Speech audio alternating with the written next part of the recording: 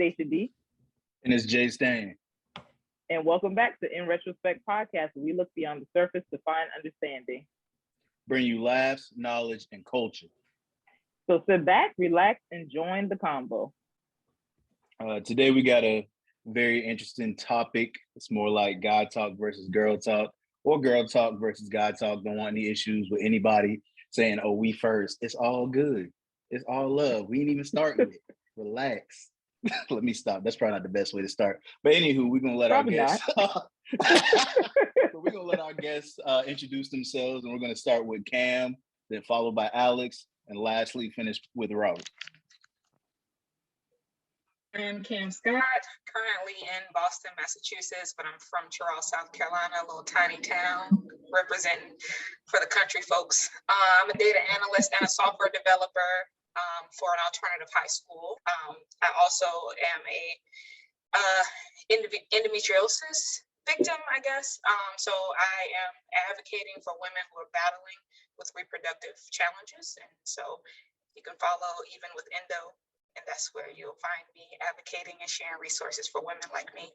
My name is Alexandria Searles. I'm a visual artist and graphic designer. I write poetry, I dance. I guess I try to be creative in any way that I can be. And I'm all about women empowerment and self-empowerment. Well, I guess I will have to follow up those wonderful acts right there. These are some amazing ladies you have on me today. Justin, you sure you need me for this? Like, golly. Anyway, I am Robert Magwood. I am from Charleston, South Carolina. I have a passion and I'm a strong advocate for young men of color and at-risk youth. That is kind of what I've dedicated my life work to, is helping reach down and pull young men up and help them, kind of show them the way and let them know that, kind of pass down what I've been given as well. And we greatly appreciate you guys for, taking the time out of your day to come and give us, some of the things that are on your mind when it comes to some of these topics or questions we're about to get into. Can men and women truly be just friends? I mean, I think so, because me personally, as a person in my own individual brain and body, as a woman in a friendship with a man, has been able to just be friends with that man. But I don't know about it the other way around, because I've asked a guy, and from a guy's point of view, be like, if a guy's trying to be your friend, he's trying to get with you, Alex. And I'm like, is that? Oh my goodness. But I mean, I understand where you're coming from though, because most of the time, though, I will say this, the issue that is an underlying issue is that there's no what's the word I'm looking for? There's no boundaries put in place with a lot of these friendships that are so-called friendships. It's like you'll be in, some people will say, what's known doesn't need to be said, but unfortunately, yes, stuff needs to be said. And then it's like, Tell me. The time comes. Oh, I mean, hey, you can say whatever. I mean, sometimes you can say it and it still don't matter. Well, I think it's because you can't really be friends with somebody you're attracted to. You can be platonic friends with somebody that you have no interest in, because you don't have interest in them. But if they're your type, or you have some type of deep emotional connection to that person, I think it's hard to be friends without thinking about the possibility for it to grow into more. And that's men or women. Yeah. But I will say this too, though. I understand that some people may like something at one point in their life, and then as the years go on, they start to develop, a liking of other things. So that friend you might not have seen as attractive at one point in your life may become attractive at another point in your life. Now, I do understand that you may say, oh, it's just supposed to be friends, boundaries was established. But I do know of situations where, that was the case. So how should that be handled though? When we say men, are you in a relationship? I mean, I feel like that's a variable that you're bringing into it. I'm just saying in general. But go ahead, Robert. That variable matters. Right. That's why I asked it. I was just saying in general. First, I think depending on whatever variable it is, communication is key. So whether or not you're in a relationship, whether or not you're not in a relationship, if you start to get feelings for your friend or whatever, I just feel like it's best, like honesty is the best policy either way, you know. And then if you are in a relationship, take the next steps you need to take in order to be in your relationship if you want to be in it. But if you're not and you're just friends, like, I don't know, I feel like being honest is the best. Honesty is the best policy to me. I think honestly, you all bring up some amazing points. I had in my notes here about boundaries. I think that's where it that's where we all kind of get lost in the sauce a little bit, is when we just kind of have friends and we don't establish those boundaries early on. I know, speaking for myself as well, like I have a female best friend and it's been that way since middle school, you know, but we have established boundaries since then. I've seen her through multiple relationships.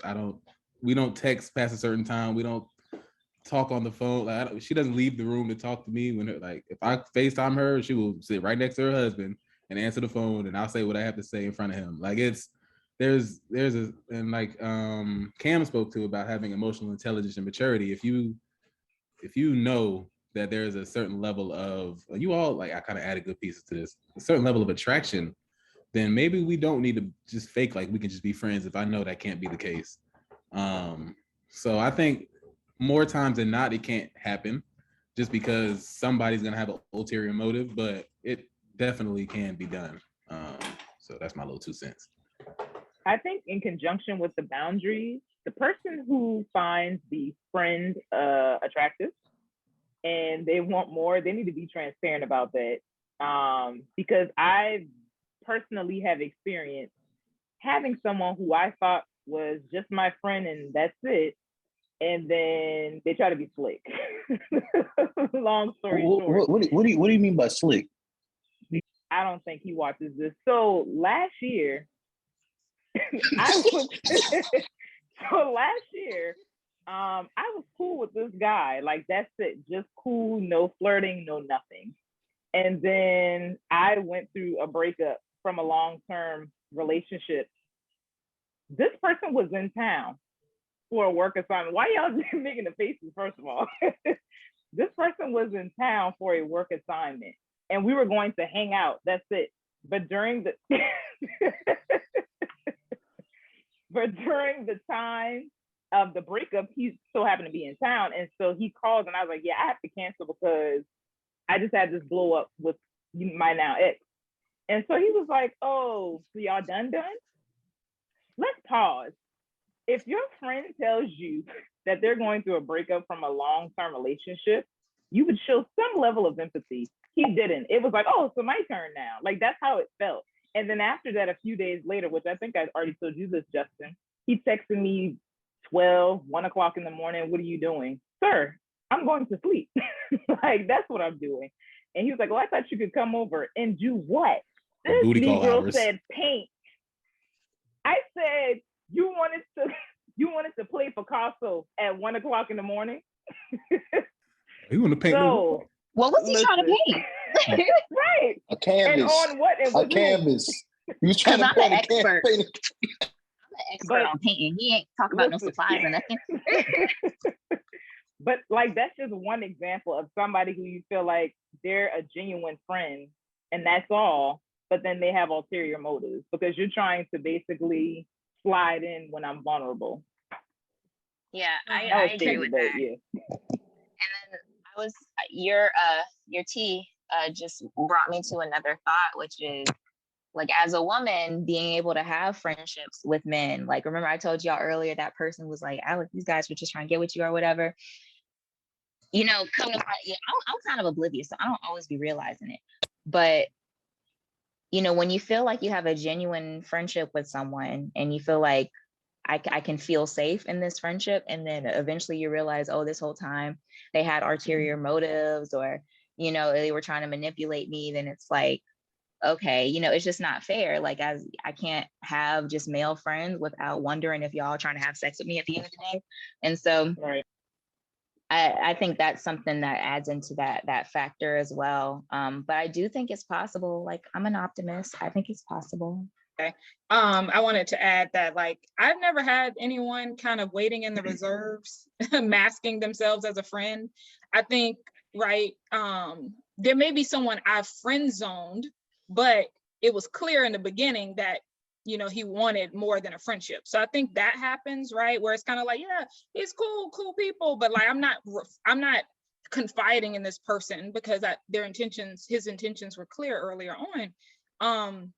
So I think like anyone that I use like friend language to describe, they have legitimately been a friend. And I also can find people attractive, like handsome, like you have the qualities of an attractive person, like you're established. Like, I think my friends are fly. I think they're great catches. I think they're like, I'm trying to put them on with somebody, you know what I mean? So I see my friends as attractive, but not in a romantic pursuit. And I think like that's kind of where I live, is just kind of like I've been homegirl in a lot of cases. So that's cool. And I'm okay operating in that space. And there's no one I'm just like waiting for him to break up with his girl so I can have my moment, or vice versa. So I think like having the discernment to be able to know when people are BSing you, and just kind of waiting on the moment to empty the clip, you know, that I think that's important as women. I don't know if men have women waiting in the reserves as much. I would love to hear if that's an experience that you guys have had. I know for a fact that Justin has had that experience, so I would love for him to speak to that. Go ahead, Justin. Relax, bro. Relax. Yours, brother. Let me go come forward with mine. What do you mean? What do you mean? But nah, I don't know what it is. Just like, I'll just say this for and just, please don't make that face. Is that it's just interesting because people in general seem to, I don't know if they, you know, read people's frequencies or whatever, or know like people are somehow dealing with someone in general. It's like people know when you can feel that you're dealing with somebody, and all of a sudden it's like they can tell when your energy changes. I guess I don't really post like that on social media. So it's just weird how when things end with somebody that people just start coming back, and all of a sudden women do like, that yo, too? huh? I said women do that too, because I feel like men do that a lot. No, like they women definitely do Okay. it. Women All right. definitely do that. Yeah. That's what we not gonna do. That's what we not gonna do. But would men like do the to- opposite. Men wait until you in a full-blown relationship, then here come all of them. Correct. It's like, I where were always y'all loved at? you. It was always you. Boy said say Justin- it before it's too late. Justin what? Don't bring the boys. Justin only said that because he wanted me to speak to my situation, but we're not doing that. We're not being messy. We being good. All I know is that I tend to not put gender roles and stereotypes on people anymore, because honestly, nowadays the fellas have become the women, and the women have become, for lack of better words, I'm sorry, the niggas. Like it is cold out here. Like for us, fellas, it's dangerous. Y'all are like I seen like man, what? I seen a y'all girl run game yesterday. better than I ever have. Listen. I seen a girl yesterday post something on social media talking about, if you want to play games, I'll show you which dog can really bark the loudest. I said, excuse me? Y'all are rocks. Y'all are rocks and kids. I'm just a little chihuahua trying to survive out here. But but I definitely feel like that's, just to get back to the main point though, I'm sorry. But to speak to that experience, like, yeah, it definitely does happen. There are women that kind of wait in the wings and kind of expect, I don't know, just sit there and like kind of drop subtle hints and expect for you to move forward with them. And then when you don't, or say you're not interested, like they want closure way beyond the fact, or like say I get in a relationship, in one now, I don't want to talk about why we didn't work. I don't want to talk about like what I didn't see in you. You know what I mean? Like I don't want to talk about these things with you, because at the end of the day, too little, too late. I will say this too though, when people post what they got going on, and it may not be like say for instance, like a business, like Alex has a business, she posts, you know, her artwork and several other things, or Cam may have services that she renders to folks to make them uplift themselves. And you know, Daisha, you do the same, Robert as well, myself too, with my books. When people see you trying to put positivity out into the world, and they see you doing stuff consistently, they're like, you know what? I like that. and people are more than likely attracted to that. And when they see like an opportunity to get, you know, their feeling is what I like to say. They're feeling to get some of that, then it's like, yeah, I'm gonna try to get some of that. And it's not always good. Cam, when you were talking about how you have friends that you're attracted to, or you could think like you think they're attractive, not necessarily you're attracted to, it just made me think like bottom line is self-control. Men and women both having self-control. You know, we're adults here, and if you know that you're friends with someone who you think you could potentially end up in a situation with if you're in a relationship, or you value the friendship too much, like take the right measures to make sure you don't jeopardize your friendship or your relationship. Going back to what JStan said, as far as like when you put positive energy out there and you're feeling yourself, then of course you're going to attract some attention, some from past, some from new. But one of the things I found interesting, I saw this conversation on TikTok and Twitter actually, where there were Black women talking about how they're approached by certain type of men based on their hairdo. And as Black people in general, we tend to have a lot of different styles and things like that. So I wanted to know if there's a specific type of, like, if you wear a certain hairstyle, does that attract a certain type of woman or man toward you? I know when I wear my afro, I definitely attract the hoteps. Hi, beautiful African queen. Like, I get all of that. Define hoteps for people who may not really know what that means. The super duper woke Afrocentric, you know, mother, father, Africa, grand rising, or he says, spirit everything and spirit this and happy solar return and calls you queen mother. I mean, it's just all of these. You don't need to, you know, this is a Instagram DM. Like I don't need you to roll out the red carpet and announce me in the English courtroom. It's just hair. Most of the time, people who say good morning, queen, are typically toxic. Like most of the time. Good morning, queen. I'm just saying, anybody who calls me queen within the first 2 sentences, I'm good. You don't know me. Definitely. I don't have a type of guy I attract, right? I could attract a guy with locks. I can attract a guy with waves, you know, whatever. I think what it does tend to boil down to is that they tend to be like minimalist, and maybe I've had locks for 10 years, you know what I mean? So they tend to be like, they love a woman with natural hair. They love a woman who doesn't have her nails, you know, too crazy, or they, you know, just like minimalist in terms of beauty. And so I tend to attract men who are just kind of like, oh, I just really like your style.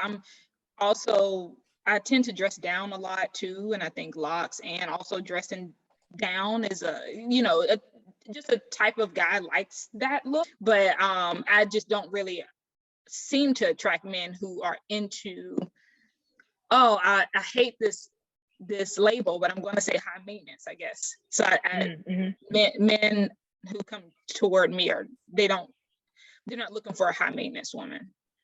Yeah, I will say that when this hairstyle thing, it really is a thing. Because I remember it was a point when I was growing up, like a lot of women that I know were, now I wouldn't say all, but most women that I knew were into dreadheads. It'd always be like dreadhead this, dreadhead that. If he ain't got dreads, I don't want him.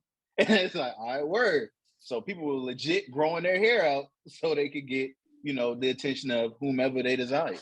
So, and then all of a sudden it started to transition to stuff like, oh, some people like clean cut folks, you know what I'm saying? They like to have your hair cut, stuff trimmed up, looking nice. Then, even then, in my opinion, your hairstyle in some people's eyes can, like Cam hit on it, show that, oh, you're taking good care of yourself. And it shows. It's like, oh, you got the fresh retwist. Oh, you looking good. Or the fella that hit Alex up in the DMs, Mother Queen. Oh, you got that fro. I like that. And then it's just like, you got waves. Oh yeah, I know you brush your head, which means, oh, you take care of yourself. And then it's like, you know, it's like a plethora of things that run through folks' minds that makes them think, like, oh yeah, that's it. That's what I like. Yeah, I agree. When I was thinking about this question, I was like, I could more easily say what I'm not attracted to. I'm going to disrespect the dreadhead community by saying this, but like the freeform locks, like that I just can't, because I know the level of neglect it takes to get that right. So getting to I the don't like hygiene wicks point, either. right? You don't like wicks? No, I'm not from Florida. Seriously, no. Yeah. And that's what I think. And I wonder, I mean, it does speak into who the person kind of is, obviously, but you know, also I don't want to ride on the back of a lion through Africa in the desert with every man who reaches out to me and says, "Hey, queen," because I wear an afro in a dashiki sometimes. So like, so maybe we need to, I don't know. I was just thinking about how, like, even as men and women, we have like our stereotypes associated with us and that, and Black women and this, that, and the other, and how people turn out to be more dynamic than that and not always fit into the boxes that we put them in. I think honestly, it comes down to, especially for men, as far as what we see in a woman's hair, it comes down to understanding what's really going on there. Like before I grew my hair out, I had no idea what it took to sit there and get your hair braided. No idea what it took to just get it braided, just so you can put a weave on top of it or sew in or what, like, no idea what a protective style was and why y'all did that. Like all these different things. I'm just like, so now as you get older, you start to see like, oh, that's okay, that's that. Okay, maybe the cornrows ain't it? Like she's actually doing that so her hair will grow and like she actually has her protective style looking good. It's not just like, oh, she got them ghetto ass cornrows in her head. Like, no, like it's a beautiful protective style. Yes, and I think like as we start and as I go through it as a man and start to appreciate, I appreciate natural women more because I understand like what it takes to do that. I went and got brother locks because I couldn't retwist my hair every night and I couldn't do the maintenance it required to be natural every night. So that's why I went and got brother locks. It wasn't because I wanted the dreads and that. Like I hate dreads, but this is the best protective style. Not in general. Like on men, I don't really like the whole dread look, but I do like the brother, like the skinnier, like hanging look. Anyway, but I think like as I've appreciated hair and I know the meaning of it and the history behind it and what hair actually meant to our people and it means to Black people, you start to see it differently. So, all right, brother. Okay. Yeah. What was it, Ashe? I feel y'all queens. I understand what you queens are going through now. But hey, stop. You just heard them say, "Don't do it." My brother. We're gonna, field the question: why do people ignore red flags from folks that they're dealing with or they're interested in? I really resonated with this one because I've been the guy to ignore red flags before a lot, and I thought about the main reasons why I did that. And honestly, I felt like, and I feel like a lot of people feel the need to compromise in order to be happy. I don't think we realize like it's a big world out here. Our internal clocks are ticking all the time. Like we see people around us having kids, getting married, buying houses and things together. Like it's okay, what's going on? Where's my love story? Like, but then you see them going through all those things, like, oh, he cheated on me, but I got past this, or she cheated on me, I got past this, or we did this, we got past it. We're going through this, and you're going through that, or he hasn't touched me in months, but we still whatever. And I'm just like, do we really have to do this here? And then number two, I find myself after I've dealt with somebody or like after I've liked somebody and then like maybe a couple years pass and I haven't really even thought about them for a while, I look back and I'm like, I wouldn't even walk up to you and ask you for your name on the street now. So why was I so like head over heels over you, you know? Yeah, it's honestly because we you wouldn't even spit. I you wouldn't even spit in their direction. I wouldn't even spit in your direction. direction. Spit in their direction. Like, and then you know what I mean? Because I noticed that we never really see people for who they truly are while we're romanticizing them at the same time. You know what I mean? It's hard to see all the flaws and the real nitty gritty in somebody when you're always like, oh, look at them through what is it, a star something lens or rose colored lens. There we go. Rose colored, yeah. So go ahead. I was gonna say I agree with you. I think I said this on Sis Let's Talk, that a lot of times people, and I'm included in that people, are attached to the outcome because you're attracted to this person. They do have qualities that may be redeeming qualities that you like. And you've already created this narrative in your head about where you guys are going to be 6 months from now, a year from now. And so you want to see those things come to fruition. And so you're just like, I'm going to just be patient. But also on the flip side of that, I hate to say it, but I feel like culturally, we have normalized struggle love. I think we've normalized Black women having to go through all the hardship and stick it out with this man. I can't speak as a man because I've only lived as a woman, but to stick with a man through all of these hardships until he grows up, gets it together, and then maybe we'll get what we want on the other side of that. It comes to, like, I guess also like what point of life a lot of people are in, or the mindset that you're in. I think it'd probably be better to say the mindset, because a lot of people just lust things, and when you start lusting, you start ignoring red flags. But I do want to hit on the point that was mentioned earlier with internal clock that's ticking. A lot of people will be like, oh, I'm almost 30 and I haven't done this, and I need to do this, and all my friends have already accomplished this by 30. It's like, yo, like, step back and like look at it. You know, everybody you see doing these things doesn't mean they're happy. Granted, there's like, you know, there's going to be trials and, you know, tribulations with any and everything that you do. But a lot of folks get caught up in the whole, oh, they're doing this by 30, so I need to do this too. And I don't care who it's with, as long as they wash off. And it's like, huh?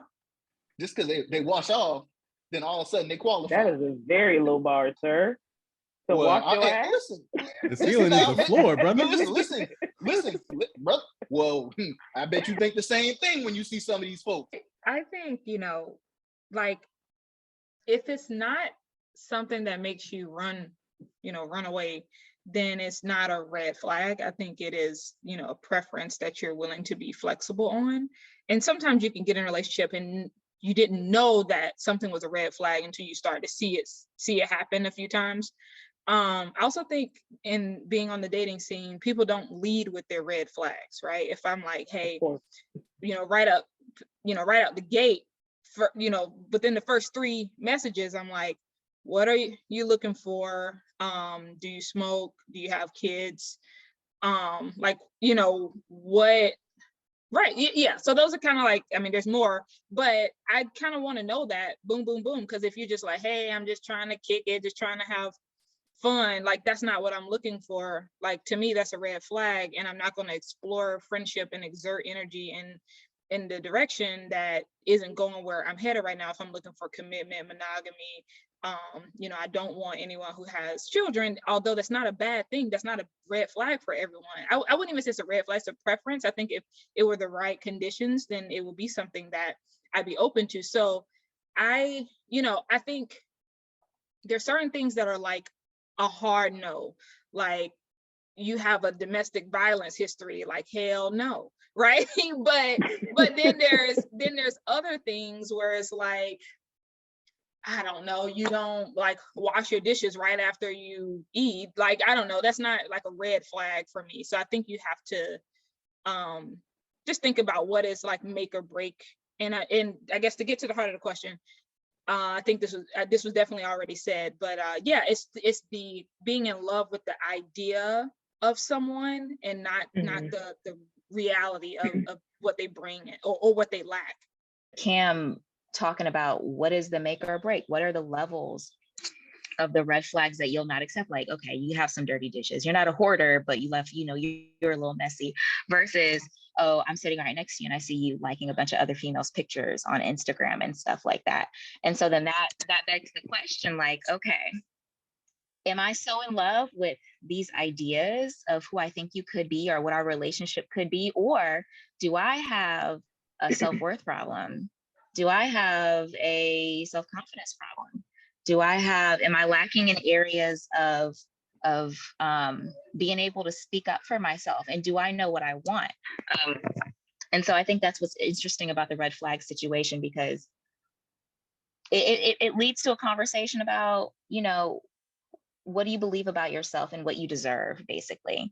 And I think that's just what I'm trying to get to. Like, I got to a point in my dating life where it's like, you know what? I have my own job, I have my own house, I have my own money. What can you give to me that I don't already have and can provide for myself? And I'm also already secure in myself. So you have to add value to my life. And if you don't add value to my life, then you don't really need to be here. And I don't need to be here, and you can have a good one. I agree with everything Alex just said. When you first meet someone, they show up as their representative, and then of course 3 months later, you see who they really are. And you kind of get the red flag. So what would you say is like a must ask question for a first date to try to get more information so that you don't even have to dig any deeper for red flags? Well, shout out to Cam, because apparently now I gotta change my first question. My first question is, how do you feel about men with kids? Because before we can go any further, Shawty, I have a child, and I will not be. I don't want no surprises. This is what it is and what it's gonna be. Can we? Yes, we co-parent. No, I don't double dip. No child mother. We not. But hello, like it's a reality. It's a thing. So can we get past that? If we can't get past that, then have a good night. You need to be here. I don't need to be here. Bye. You know. So, but if we can get past that, I think a big one is, I guess we kind of all talked about it. Like, what do you? If it's not what are you looking for, what are your intentions? Like, what are you prepared to do in life? Not just with me, but in general. Where are you in life? Like, are you in a dating stage in your life? Are you looking to be monogamous with? If you found somebody you wanted to do that with, is that something you really truly want to do? You know what I mean? Because I've learned in my player days that keeping it real will get you a lot more results than trying to hide and maintain all these different, like, no, straight up, before we even do anything, before I even pay this bill, what are we doing? Because that's pay the bill. That's going. You was paying bills. Before I pay this bill. You the man, dog. If we're on a date, we're on a date. The check. The check. The check. I'm paying the check. Yes. So before check. I pay this, yes. Checks a little smaller than bills. So I was like, bills? You were paying bills? Look. But now if the check comes and you know what I mean, we just kind of like, oh, I don't do men with kids, or I'm just trying to have fun. I don't really know. Yes, can we get that on 2 separate checks, please? Thank you. Like, we can be friends. I struggle with this question because I think I ask a lot of questions before a date is an option. And same thing with like phone calls or video chat. I'm just trying to vet this early on and be a little more decisive than I have been in the past.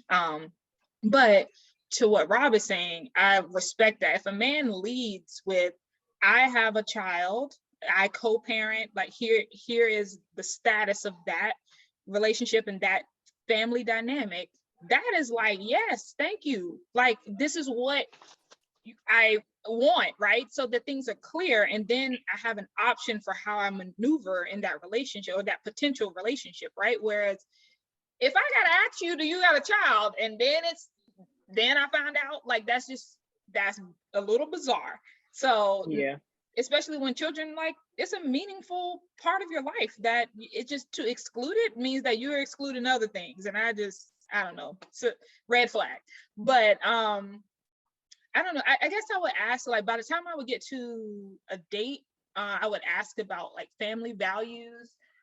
There are a lot of guys I know, I haven't dated a lot of guys like this, but who are like disconnected from their families, like super independent, and that's fine. I mean, I think it's attractive too, but you know, I come from a huge family. I want someone who, even if they don't come from like this rich and deep connection with their family, it's something they can see themselves integrating into or being open to, you know, exploring, because it's a little like individualistic, I think.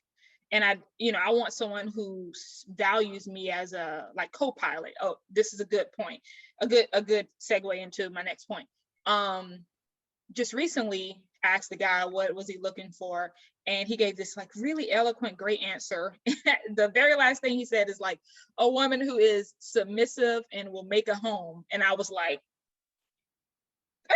okay, hold on. What do you mean when you say submissive? Hold up. Cam, say it again. Yeah. The submissive part. They still don't like that. They should do not like Fuck, that. no. You trying to set me up. Because no. why is that something you want to bring up That's in a what I first? said. Because y'all Like, the need to first date? submit. Like, why is that? Because y'all need to submit. Never. But here's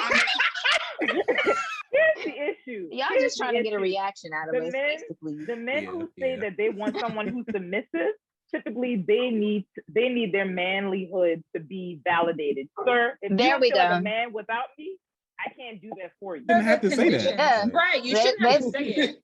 And what You shouldn't have to conditions say are it. you setting for a woman to show up fully in her femininity? Are you paying every single bill in this place? Like, are you fixing every single thing that needs to be fixed around this place or paying for it? Right. There's like that traditional, we talked about this in Sis Let's Talk, Mhm. like that traditional view that people carry, but then they're not living it.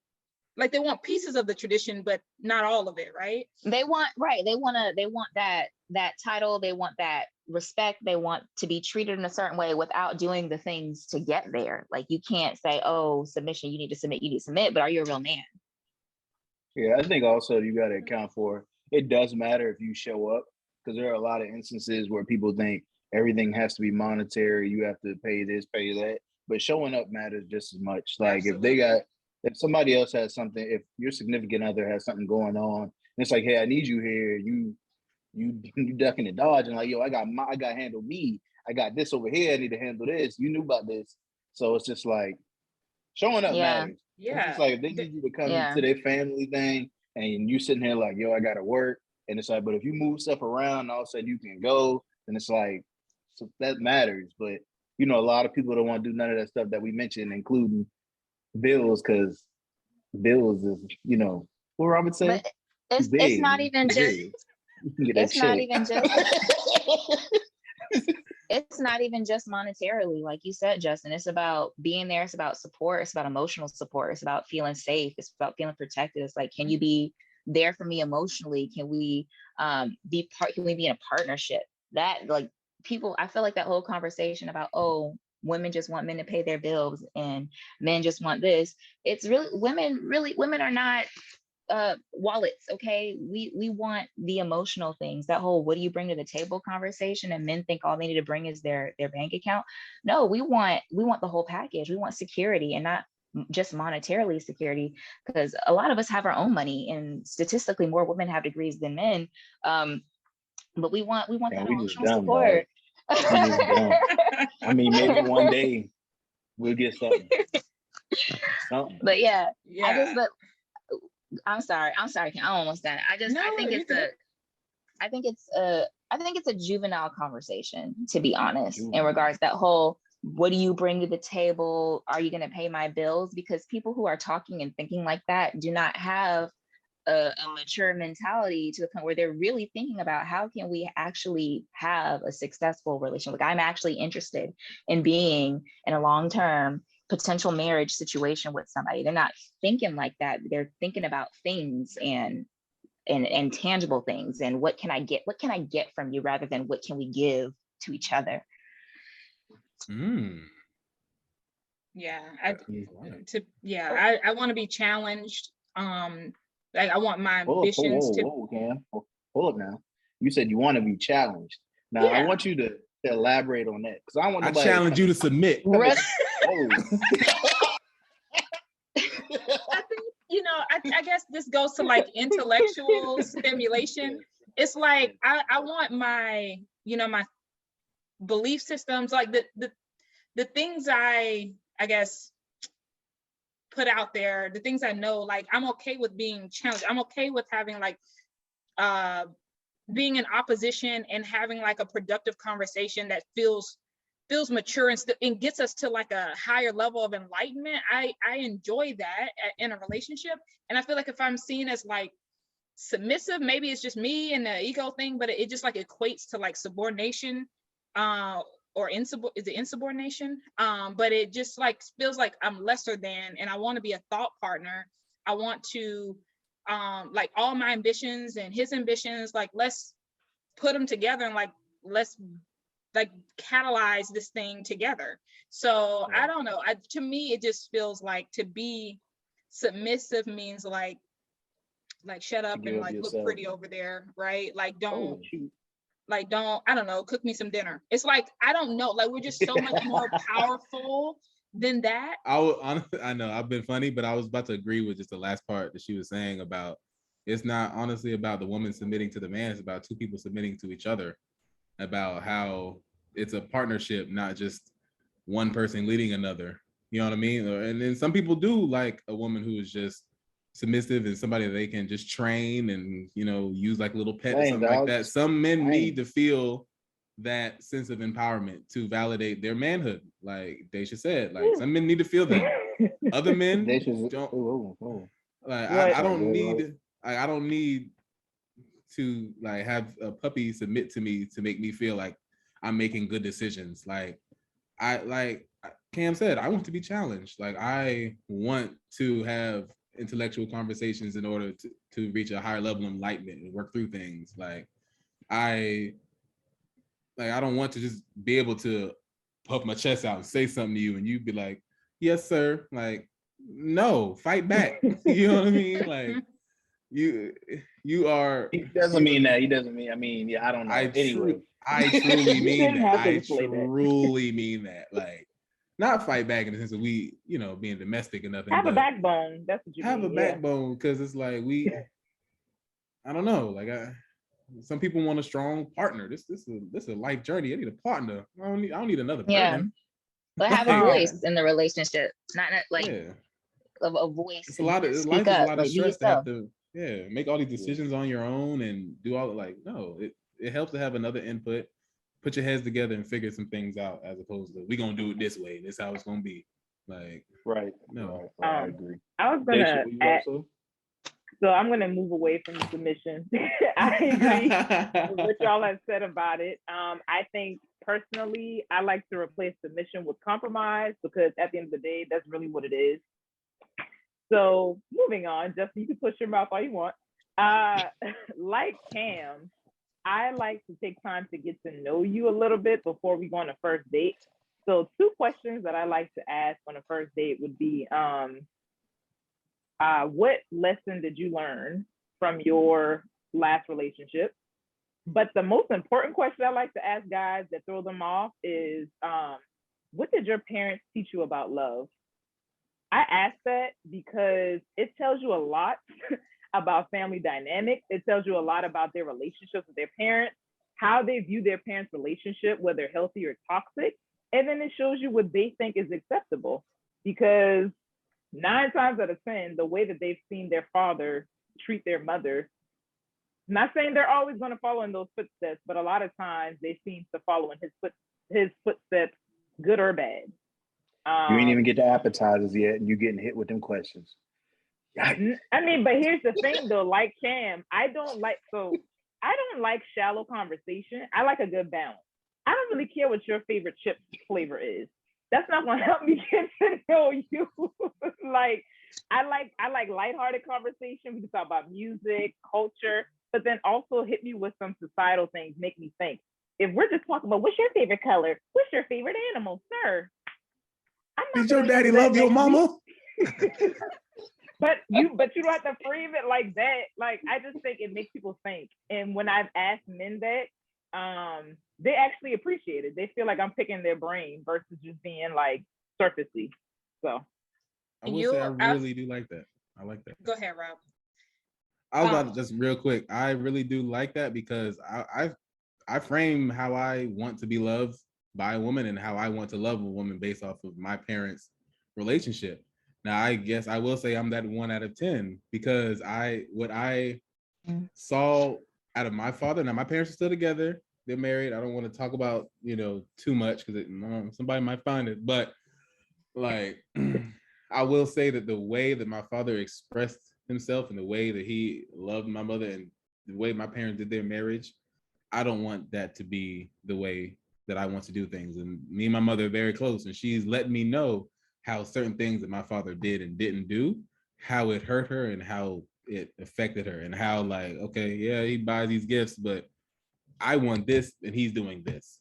So it's like, okay, so maybe I need to ask the person I want to be with, how do you want to be loved? Like, what means more to you? What's like, me and my girlfriend, we took the love language test before I even asked her to be my girlfriend. I said, okay, she brought it to me. We're gonna take this so we can see, okay, this is what I need to do in order for you to feel good, and you need to do this. So pass the that test? is off my.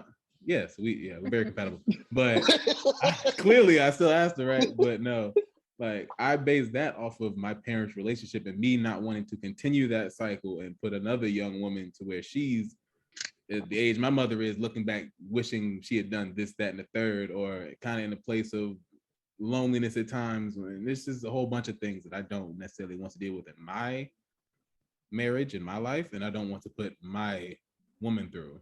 I love everything you just said, Rob. I think I've asked that question too, Dashia, and something that has come out of it is you realize how little people reflect.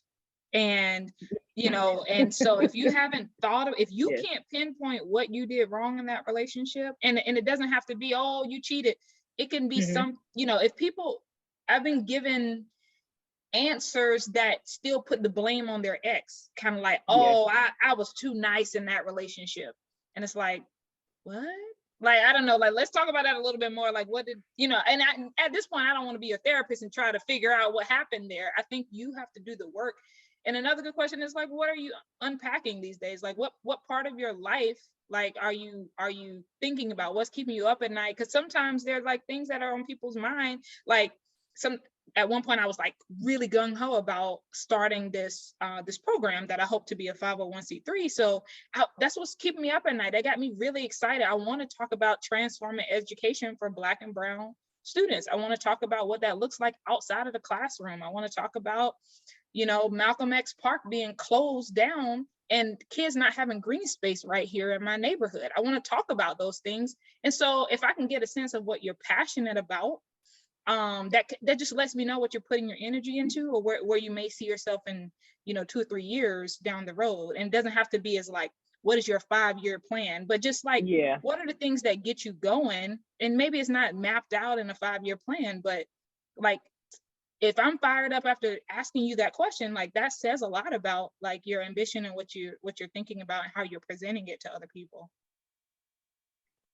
And if somebody's intimidated by those types of questions, then that's just not the right match for you, to be honest. Because some people are, they're thrown off. They want to talk about the sky. I don't know. So go ahead, Justin. Dang, girl, you come at Justin for? You making faces? You making a lot of faces? Go ahead. Justin is making a lot of faces. Sorry, hold on. You have been making a lot of faces though. See? Bro, please don't talk. I think the question that I would ask usually on the first date, of course, would be like, what motivates you to do, wake up in the morning? What motivates you to, accomplish the goals that you are aspiring to achieve? Just like to find out what motivates that person. Because me personally, I'm attracted to a lot of like selfless people that I'm starting to pay attention to, like people that are more like selfless or willing to do more for others than themselves at times. But at the same time, it's just like the idea that you would rather, put yourself in a position where you were trying to help people is like, it's a good thing to hear, because you hear a lot of folks, there's a lot of I now, me and me. And it's like, everything has become so transactional now to the point where it's like, just let me know. Just let me hear a couple words within this discovery real quick. And I'm not gonna waste none of your time. I was just gonna say, I saw a duet, whatever, on TikTok that was saying, what's one of the questions you should ask on the first date. And I saw a guy say, is there anyone who will be mad that you're here with me right now? And I thought that was hilarious, because you might say you single. Who out there thinks they're dating you? Correct. They can be mad on it. It's a good question. And when did your last relationship end? In conjunction with that, because some people will be like, "Oh, last week, sir." You talking relationships, situationships. They're like, I'm working on it. End. There's levels to this. I got a situation. No. Messy. On that note, thank you, Rob, Cam, and Alex, for joining us for this conversation. Let us know below, what are questions that you ask on first date? Why do you ignore red flags? And can men and women really be just friends? Join us every Friday at noon. I have been Dashia D. And I've been JStan. And always remember to like, comment, and subscribe. All right. Peace.